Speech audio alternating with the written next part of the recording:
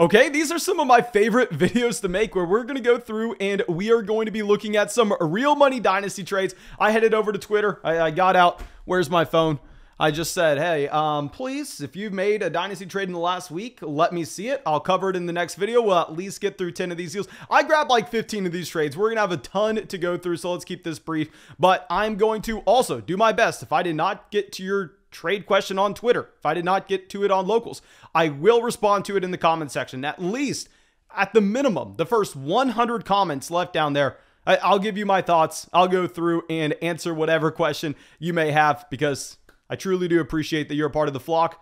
I have nothing else to say. Subscribe to the channel if somehow you have not already. Drop a like if somehow you have not already. And let's dive into this first deal. I hate to start this video off with this, but I just wanted to grab some random trades, and a couple of these will be landslides. A couple of these are not really going to be interesting because we can all, every single person watching this video, we can all agree who the winner is. This is one of those deals. You trade away Aaron Jones and Antonio Brown. Antonio Brown, you'll never start him a single week. So you're trading away Aaron Jones and getting back George Kittle, where a lot of people would say, okay, I probably prefer Kittle over Aaron Jones in Dynasty, given their respective ages and probably how they project over the next 3 to 4 seasons. So you would probably have about half of the comment section split on Aaron Jones versus George Kittle, dependent if you're a contender or a You also get a first and a second round pick added on. You get a 2023 first, a 2023 second as well. Ridiculous. Of course, you prefer George Kittle here. There's nothing for me to say. We're moving on. Okay, so our next deal is going to be closer, and I want to bring this up because I want to set the tone for the rest of the video. This is going to be Jalen Hurts, Darnell Mooney, a future first and a future third for DJ Moore, Laviska Shenault, Trevor Lawrence, a future first and a future second. So I know the person who submitted this said, okay, well, one of these picks looks like it's going to be inside the top 3. I'm not worrying about it. Right now, whenever it is early June, we have months until the season starts. And with all the volatility that you have for a fantasy football season, even when we're in September, we don't know what's going to happen. That's after we figure out depth charts. That's after we've already had significant injuries. That's after the majority of teams in their dynasty league have already made all the trades they want to.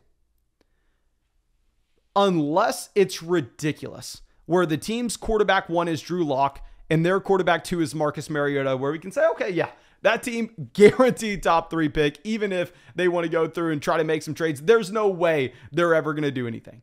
But that's going to be up for you to determine. And I would say please only try to project those picks out if it is an extreme example like that. Like if you go, okay, this team's probably better than the other one. I would say this team probably finishes ahead by 1 to 2. No, we're just viewing them as 2023 first. So we're going to remove these picks from this deal. And we're just going to be looking at it from Jalen Hurts, Darnell Mooney in a third, for DJ Moore, Laviska Shenault, Trevor Lawrence in a second. And honestly, at this point, while I did tell people to go out there and buy into Laviska Shenault last year at a significantly higher price point, you have to throw in the towel. We have to just admit Laviska Shenault is absolutely nothing. Like even going over to Underdog Fantasy where you're seeing those real money fantasy football drafts, Laviska Shenault going into year 3. So he should have some redraft value if you think he has any dynasty value. On Underdog Fantasy right now, he's being drafted as the wide receiver 87. That means he has no value in the slightest for Dynasty Fantasy Football. I mean, on Underdog Fantasy, players that are going ahead of him include, oh dear God, Julio Jones, Kendrick Bourne, AJ Green, Wan'Dale Robinson, John Mechie, Donovan Peoples-Jones, Odell Beckham Jr., Curtis Samuel. So I think we could say that Laviska Shenault, while he does have a name that we were interested in, he's worth the 3rd round rookie pick. We're going to remove them from the deals. And real quick, before we move on, if you want to get into drafts with us today, tomorrow, the next day, if you want to draft with us in the live stream, if you want to draft in a public lobby. If you want to draft against your friends, if you want to have some fun drafting fantasy football teams, go sign up for Underdog Fantasy. Use promo code FLOCK when you sign up, and they'll match your first deposit dollar for dollar up to $100. On top of that, you'll get my dynasty rankings, our dynasty rookie rankings, access to our locals community where you can ask all your questions, and I answer every single one. You can find the link in the description. But let's get back to this trade. And here, if we've removed Laviska Shenault in the third, if we've removed both first-round picks, we're looking at a deal that's left over with Jalen Hurts, Darnell Mooney versus Trevor Lawrence, DJ Moore in the second. So I'm going to say we easily prefer DJ Moore over Darnell Mooney. DJ Moore has been dominant over the past 3 seasons on a target share perspective. Last year, he was historic if you add the fact that he was only 24 years old for the target share that he got to. I easily prefer DJ Moore over Darnell Mooney. Both of them are dealing with atrocious quarterback play. And if we're breaking down Jalen Hurts versus Trevor Lawrence, I agree with you. Oh my God, Jalen Hurts is a much better fantasy football option for this season, potentially next, but I am slightly concerned, just slightly, that if Jalen Hurts were to disappoint with the investment the team has made into him being limited, with this team having 2 future first-round picks, that they could potentially look to move on from Jalen Hurts. I am still slightly concerned about his long-term job security. Keep in mind, this is a quarterback that had like 6 games over 200 passing yards last season. I think he is probably going to be good. He has A.J. Brown. He has Devontae Smith. He has Dallas Goedert. He has an elite offensive line. He has a great situation around him. He's an elite rushing quarterback. I do prefer Jalen Hurts over Trevor Lawrence. I think Jalen Hurts has a significantly higher floor and ceiling combination every single game he starts. He will always have a higher points per game than Trevor Lawrence. But from a dynasty perspective, I do want to say that Lawrence has slightly more job security.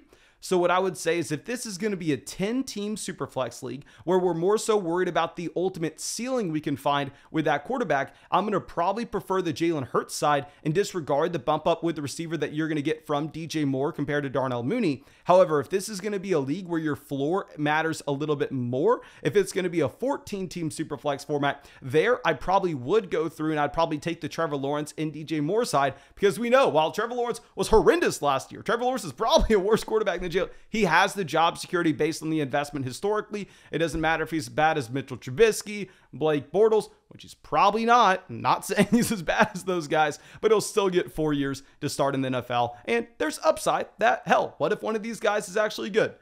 So I hope that helped out just slightly. I think it does come down to personal preference and also your league format. But now let's move on to our next deal. This is going to be trading away Elijah Mitchell for Sammy Watkins, the 109, a future 4th, and the 308. So this is trading away Elijah Mitchell for the 109. And I like this deal because if we go through and if we look at the fact that Elijah Mitchell is a 1st and 2nd down grinder running back that has no team investment into him, what's his realistic ceiling here? He doesn't catch passes. We can go through and look at last year when there was no other running back in that backfield, when you had JaMycal Hasty injured, when you had Jeff Wilson injured, they still were not deploying Elijah Mitchell as a pass-catching running back. He has a capped ceiling, and at the same time, he has a very low floor. We're going to continuously say this until the end of time. Yes, it's exciting when you hit on one of those day 3 running backs. It's exciting when you get Philip Lindsay. It's exciting when you get James Robinson. It's exciting when you get Michael Carter. But those players, historically speaking, don't have the longevity in the NFL. And when you do finally hit on one of those guys, what do they look like? They look like elite pass-catching running backs, where that talent is not easily replaced. That's the Austin Eckler. That's the Aaron Jones, those running backs that are getting involved as receivers outside of the backfield. And that's how you unlock that elite running back 1 ceiling. I don't think Elijah Mitchell has that ceiling. And if we look at the 109, hell, just think about who you can get there. You can get Chris Olave. You can get a wide receiver that has a fantastic profile that we have almost no questions about. He has a nice floor and ceiling combination. I'm probably going to take the 109. I'm just going to roll the dice with a wide receiver there, whether that's Chris Olave, Jameson Williams, Sky Moore, Christian Watson, really whoever you would prefer in that range. Give me the pick. Now let's move on to our next deal. This is going to be involving some of those rookie wide receivers. Here you have George Pickens, a 2023 first and a 2024 second on one side. And then you have Drake London, Jameson Williams, and a future fourth on the other. So the fourth is nothing. Now, how I want to break this deal down is I want to try to take away London in the future first, because especially in the Superflex format, I've been probably the largest advocate, at least on YouTube, about going through and trading for those 2023 picks. I mean, we've been saying this for God knows how long. However, while I do think we should be trading for these picks, I want to say, based on the prospect profile that you had with Drake London, based on the fact that he was one of the best wide receiver prospects that we have seen, I don't want to say since Ja'Marr Chase. Ja'Marr Chase just happened. But outside of Ja'Marr Chase, he's one of the best wide receiver prospects we have seen in a long time. I still prefer Drake London over those 2023 first. So even if we just say, okay, well, they're equal, even though I probably would say Drake London is equal to the first and the future second, let's just say they're equal. And at that point, we're looking at a deal that's George Pickens and a future second versus Jameson Williams. Now, y'all know I am not a massive Jameson Williams fan. I think he will be a better real life NFL receiver than he will be a fantasy football option, but I'm still going to take Jameson Williams here. So I know I am always about going through and trading for those 2023 picks, but this is one of the very few deals that I probably prefer just going through and getting the Drake London and Jameson Williams side. Now our next trade is going to be TJ Hawkinson versus Dallas Goedert and Nico Collins. Nico Collins had some excitement centered around him at the beginning of the offseason, but he's done. There's no reason to get excited. I mean, going over to Underdog Fantasy, just like we were looking at with Laviska Shenault, who was wide receiver 87. Nico Collins currently sitting as wide receiver 88, going 2 picks ahead of Devin Duvernay. And this is a team that is going to have a ton of capital to work with in future seasons. This is a team that went out there and traded for 3 first-round picks from the Cleveland Browns. They have their own first-round picks, of course. What happens if next season they go, let's grab Jackson Smith and Jigba, or we'll grab a quarterback in the first round. We'll get CJ Stroud because our team was horrible this year, but then we get Kayshon Boutte at pick 12, 13, 14 because we had that Cleveland Browns first. I think there's no upside with Nico Collins now. There's really not much upside at all in the long. He's nothing. He's just worth a roster spot. And then the 2023 third, it's a 3rd round pick. Give me TJ Hawkinson. If you go through and if you look at what Hawkinson has done so far his NFL career, while maybe some people would argue that it's been disappointing and he hasn't stayed healthy. Hell, no. For a tight end at his age, he's been fantastic. He's been phenomenal. He's had almost back-to-back top 5 tight end seasons on a points per game base. What else can you ask for? The man was drafted in 2019 at 21 years old. So we're going TJ Hawkinson. I will say, I was checking out on RotoViz the other day, yards per route run data for these tight ends. And Dallas Goedert, I believe, was almost at the very top of the NFL among all tight ends with yards per route run. But hell, you have A.J. Brown coming over to Philadelphia. I think A.J. Brown will take a significant percentage of Dallas Goedert's targets. Now let's move over to our next trade. This is going to be trading away Gesicki and Tua Tagovailoa and receiving Jerry Jeudy, a future second, and the 105. Now I want to speak on Tua quickly, and I will fill y'all in on those Underdog Fantasy drafts. I've had almost 100 at this point. I have drafted so much Jalen Waddle, it's embarrassing. So much Jalen Waddle. I've drafted a lot of Tyreek Hill as well, mainly because I just really want to be hammering wide receivers early in those drafts and getting guys like David Montgomery in the late 5th, getting Josh Jacobs almost every draft in the 6th. Like, that's kind of what I've been doing.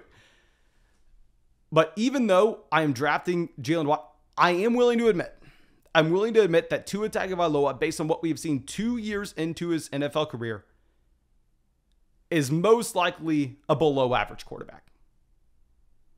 Now, he has the situation to succeed this upcoming season. They add Tyreek Hill.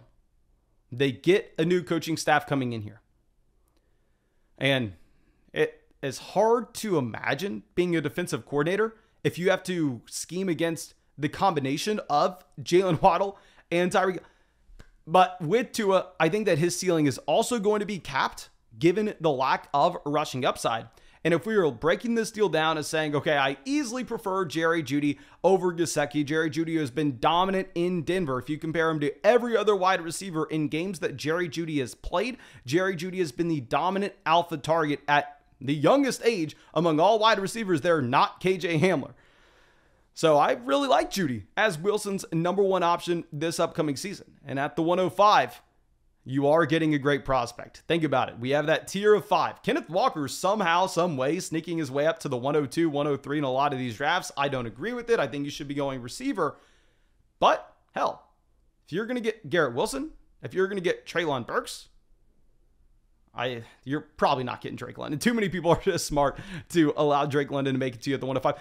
I'm fine taking the Jerry Jeudy and the 105 side, unless it's like a 14-team Superflex format where it's just going to be so much harder to find quarterbacks. But let's go over to our next quarterback deal. It's going to be trading away Derek Carr and a future second for Kirk Cousins and a future first. I think if I was a betting man and I had to put $100 on who finishes with more points per game this upcoming season, it's Derek Carr. He has a fantastic situation. The team adds Davante Adams. They're getting Darren Waller back healthy. They have a decent slot wide receiver in Hunter Renfrow. Like, there are a lot of reasons to be excited about Derek Carr right now, but if you look at his contract extension, it's fake.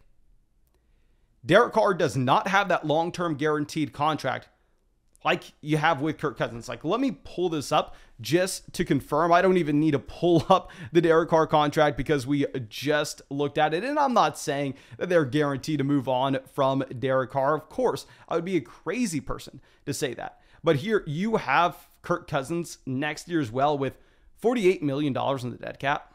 Like, you know for a fact, Kirk Cousins is not only the starting quarterback this season, but he's the starting quarterback next year as well. So I'm viewing them as very similar quarterbacks with their job security and their longevity. Now, even if Derek Carr gives you an extra 2 to 3 points per game this upcoming season because the situation he's in, I will sacrifice the 2 to 3 extra points per game if that means we can add an additional future first. Because that 2 to 3 points per game in reality probably is not affecting your win rate whatsoever. Now let's move on to our next deal. It's going to be receiving Justin Jefferson and trading away Hollywood Brown and Breece Hall. Y'all know I love Breece Hall. Breece Hall is the top 5 running back in Dynasty. Hollywood Brown looks like he's probably going to be a wide receiver 2 this upcoming season, and he's pretty young as well, probably about to get a long-term deal. Now, what I will say is format matters so much here. If you're playing in like a 10-team league where you only start 9 guys, then who the hell cares? Hollywood Brown really is not going to matter too much, because if you are a true contender and you're playing like a 10-team league where you start 9 players, hell, you should have a decent list of receivers that can go through and replace Hollywood Brown's production for you. So there, what you're going to do is you're just going to say, okay, yeah, give me the stud. Give me Justin Jefferson. I'm not thinking about it. However, if you're playing in a 12-team league where you start 11 or more guys, and you can start up to like 5 or 6 receivers, stacking up as many players that look like Hollywood Brown as possible is fantastic.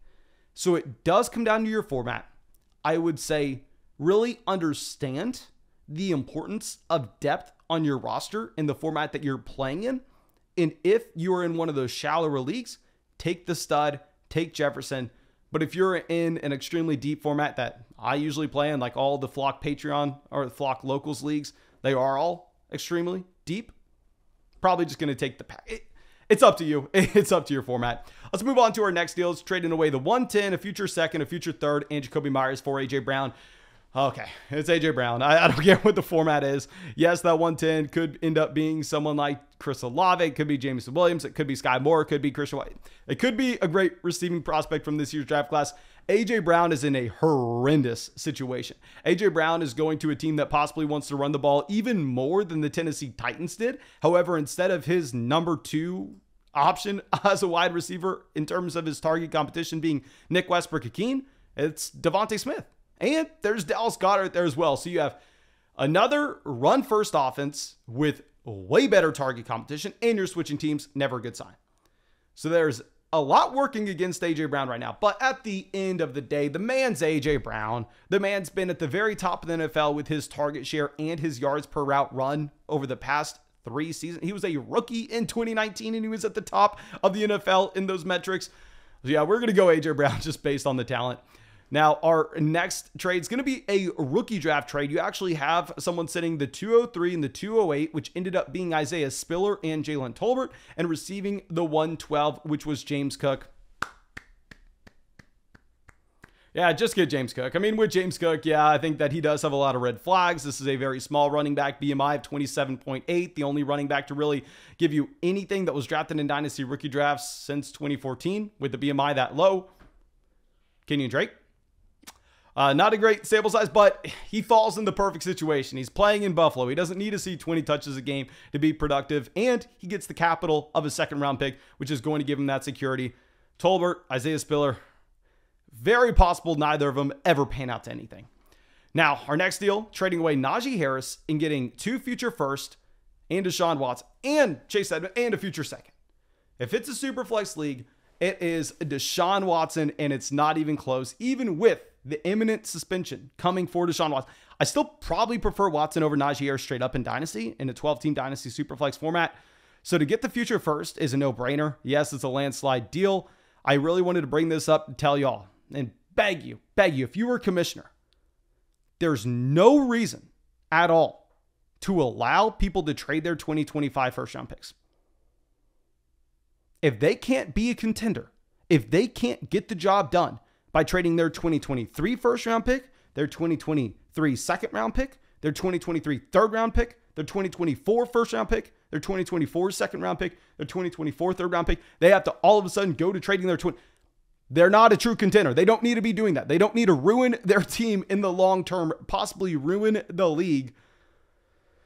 I hate the idea of people trading away their 2025 first. I really just wanted to come out here and rant on it. And our last deal we're going to be looking at is, yet again, another landslide type trade. Cam Akers in the 302 versus Byron Pringle, trash. 411, trash. 111 and the 211. So it's essentially, do you want Cam Akers or the 111? Give me Cam Akers. Yes, I'm concerned about the 20 Achilles, but this was an elite prospect coming out. If he was in this year's draft class, he would have only been behind Breece Hall at the running back position, still incredibly young.